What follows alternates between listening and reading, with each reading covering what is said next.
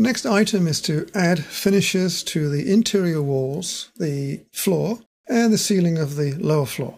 Now, to do that, of course, we need some more materials. You'll find these, of course, in your house renovations file. And we're looking at the ceiling white material. We're looking at the walls salmon colored and the wood floor. So if you would install those materials first, and then we can get rolling on attaching them to the structure. So come back when you've done that, please. Let's go for the walls first. So let's go to walls salmon.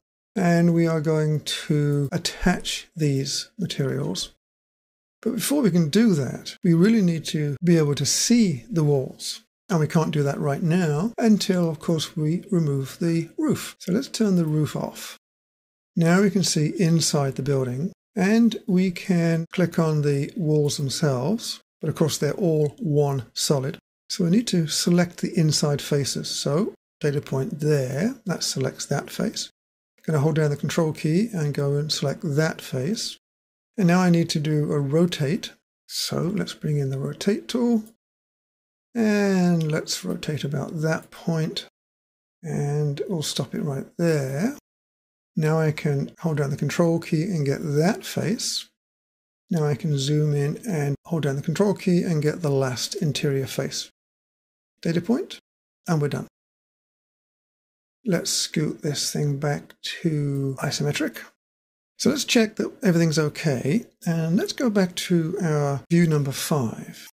If you don't have that view 5 saved, then simply open 5 up, and you should have made a saved view, interior 1, of this view, because we're going to use that to render. So let's make a reasonably quick render here. That should do. Start the rendering tool, and we'll do this in draft, and we'll see what we get.